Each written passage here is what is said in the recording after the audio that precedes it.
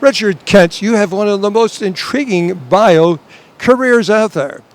One of the most respected, recognized litigators in the country. You're in journalism, covering various sports.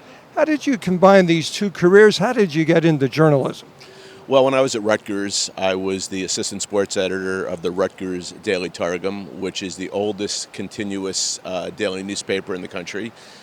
Rutgers was good in those days in basketball, believe it or not, and I followed them. I've always loved sports. I considered a career perhaps with IMG, but I decided to practice law.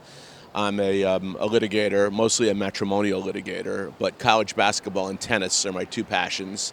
And the US Open is my favorite tournament. Love the French Open as well. Love the Miami Open.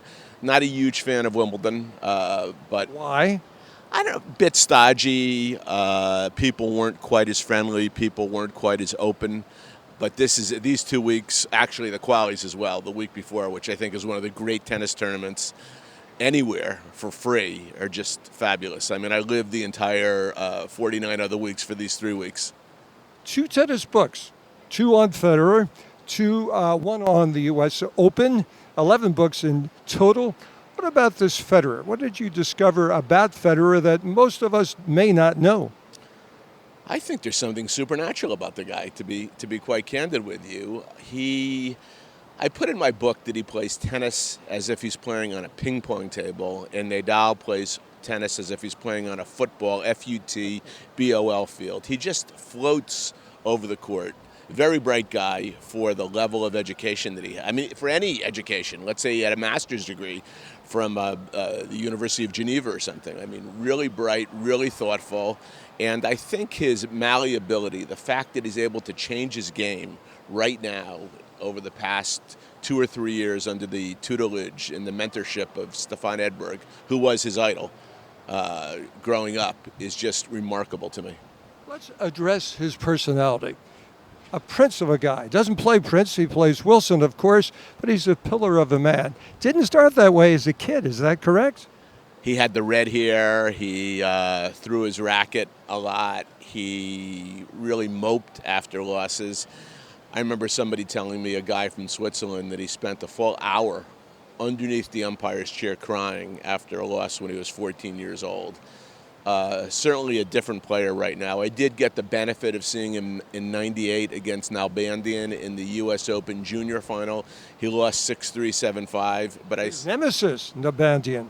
Well, in the juniors and in the pros. Nalbandian was a nemesis. Certainly Roddick was a nemesis. Hewitt was a nemesis. I mean, this is not to take away from Federer, please. But during the wheelhouse, during 2004 to 2009, you didn't have the Djokovic, Nadal, Murray troika. You didn't have the Connors, Lendl, McEnroe troika in their prime. Inside the U.S. Open. What's inside the U.S. Open that many of us don't know that you discovered and you're sharing with your readers?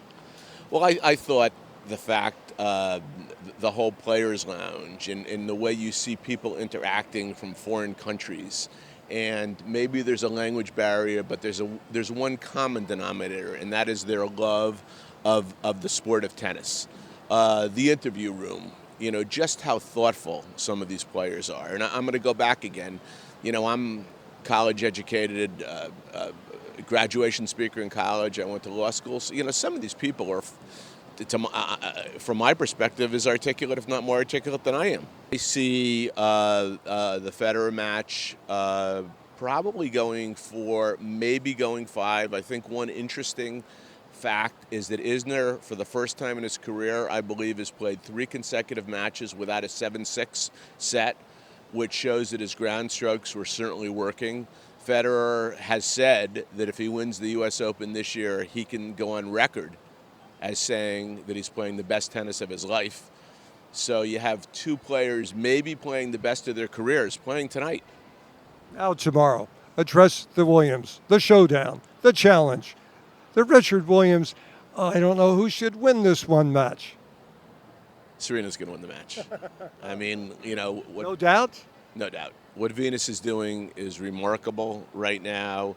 She's obviously still got that syndrome that she has, and that is hurting her on some levels. You know, sometimes she looks 35 on the court, sometimes she looks 25 on the court. Serena's got too much firepower for her. I'm looking at 6'4", 6'3", 6'4", 6'4", maybe. Richard Kent, a joy to catch up with you. Good to see you. Thanks, guys. Love it. Okay.